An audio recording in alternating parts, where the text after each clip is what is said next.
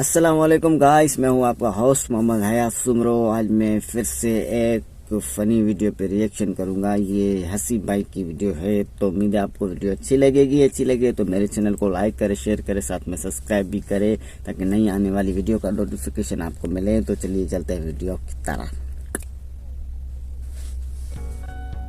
आप चाहें तो इस पर अपनी मर्जी का कोई भी हेयर कट करवा सकते हैं और चाहें तो इसको ओढ़कर सर्दियों में ब्लैंकेट के तौर पर भी इस्तेमाल कर सकते हैं। जो नकली इमेजिन कि इस लड़के को आपके साथ लिफ्ट के अंदर जाना पड़े या फिर ये मूवी देखते वक्त आपकी फ्रंट सीट पर बैठा हो, गाड़ी की या फिर बाइक की अगली सीट पर आपके सामने आकर बैठ जाए।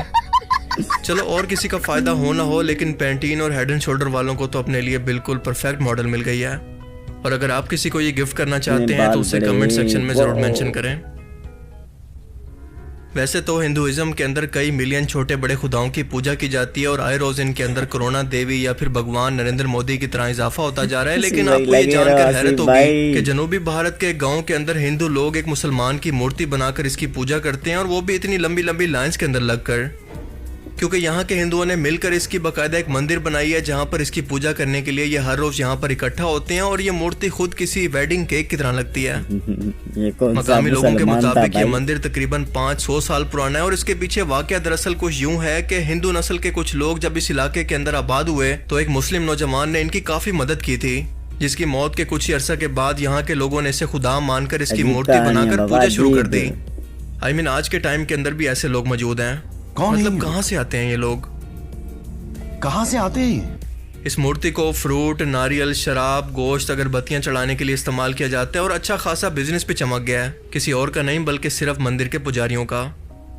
और इस वीडियो को देखने के बाद हमारे मुसलमान पीर और दरबारों की इंतजामिया ने यहाँ पर अपनी तबलीगी जमात भेजकर इनकी हिदायत के लिए कोशिश शुरू कर दी है कि ये लोग मूर्तियों की पूजा करके इससे दुआएं मांगकर शिरक करने से बाज आ जाएं। You know what I mean. असल में बात यह है कि जहालत की ना कोई बाउंड्री होती है और ना ही कोई लिमिट होती है। ये हर फिरके में, हर मजहब में और हर एक बाउंड्री के पार आपको बिल्कुल एक जैसी मिलेगी, जिसका ताल्लुक किसी और चीज से नहीं बल्कि सिर्फ और सिर्फ जहालत से है।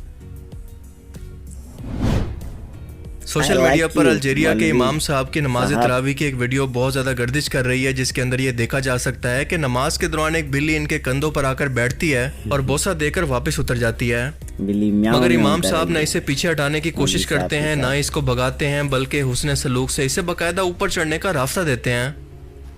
अब बज़ाहिर ये एक छोटी सी वीडियो है, मगर इस कदर अहम है कि पूरी दुनिया की मीडिया इंडस्ट्री को अकेले तबाह करने के लिए काफी है, जो अरबों डॉलर लगाकर फिल्म, मीडिया और सियासत के अंदर मुसलमान कौम को एक जालिम और वैशी कौम साबित करने की हर मुमकिन कोशिश करते हैं। लेकिन इनके तमाम चालों को इस एक वीडियो ने गलत साबित कर दिखाया कि हमारा मजहब इस्लाम दरअसल सिर्फ इंसानों के लिए ही नहीं बल्कि जानवरों से भी हुस्न सलूक और प्यार का दर्स देता है।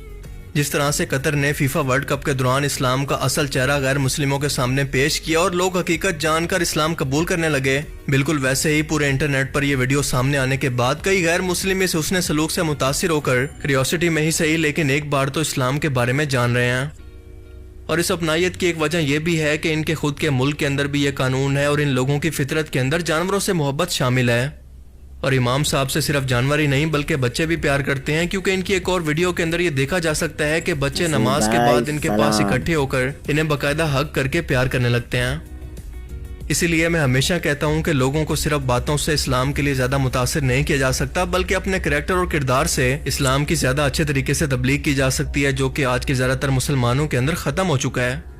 सो लेट्स बी ऑनेस्ट, हम सभी लोग जानते हैं कि अगर ये बिल्ली इंडिया या पाकिस्तान के अंदर इमाम साहब के साथ ये हरकत करती तो यकीनन उस बेचारी का कुछ ऐसा हाल होता। ये पागल हो गया।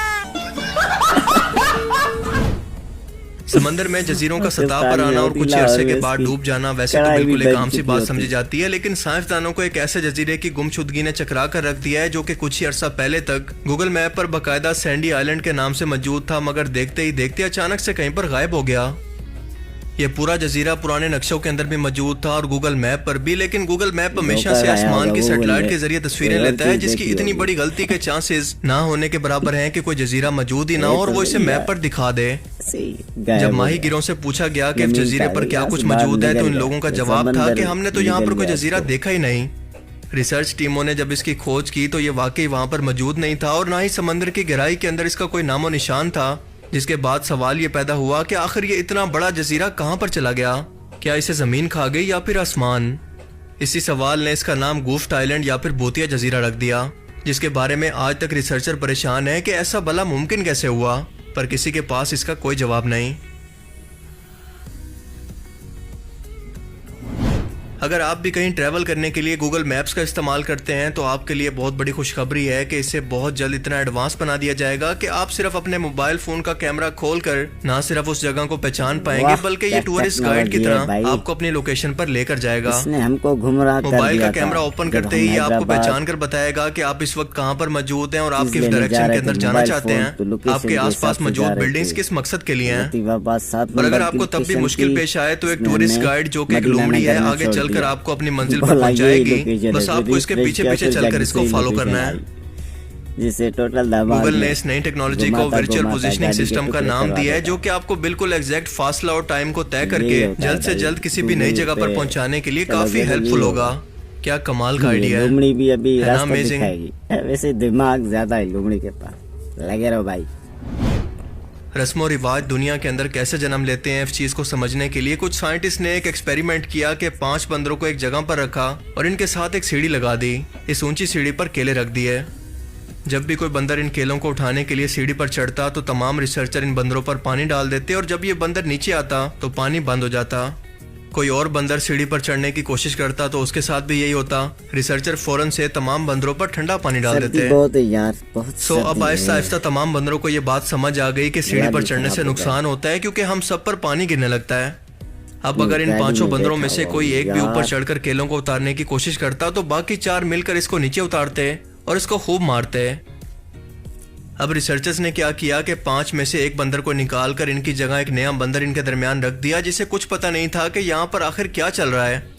अब ये नया बंदर जब केले उतारने के लिए सीढ़ी पर चढ़ने लगा तो रिसर्चर्स ने इस पर कोई बारिश नहीं की, मगर फिर भी बाकी 4 बंदरों ने मिलकर इसको सीढ़ी से नीचे उतारा और इसको खूब मारने लगे। उस बंदर ने कुछ टाइम के बाद दोबारा ऐसा करने की कोशिश की तो इन 4 बंदरों ने मिलकर इसको दोबारा नीचे उतारा और खूब मारने लगे। अब ये नया बंदर समझ गया कि ऊपर चढ़ना मना है और ऐसा करने पर मार पड़ती है, लेकिन इसके पीछे वजह क्या है और ये सब क्यों हो रहा था इसे कुछ नहीं पता था। बस ये पता था कि ये काम नहीं करना और ना ही किसी को करने देना है।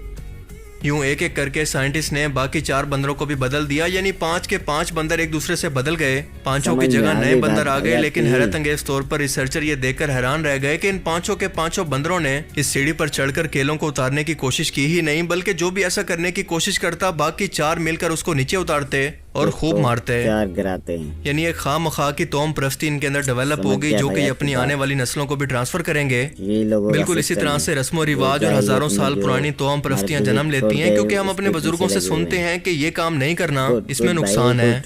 ये रस्म चलती आ रही है, पर ये काम क्यों नहीं करना, इसका नुकसान क्या है, इस खास किस्म की रस्म की वजह क्या है, किसी को कुछ नहीं पता। बस इसका जवाब ये होता है कि हमारे बड़ों ने किया था तो हम भी कर रहे हैं। बंदर तो चलो जानवर है, इनके अंदर अकल नहीं है, लेकिन इंसान अपनी अकल होने के बावजूद भी अगर इस तरह के सवाल ना उठाए तो उन जानवरों में और इंसानों में भला फर्क क्या रह गया। एक बार जरा सोचिएगा जरूर। तो कैसी लगी गाइस ये वीडियो आपको? उम्मीद है आपको अच्छी लगी होगी। अच्छी लगी तो मेरे चैनल को लाइक करें, शेयर करें, साथ में सब्सक्राइब भी करें। तब तक के लिए अल्लाह हाफिज, अगली वीडियो में मिलेंगे।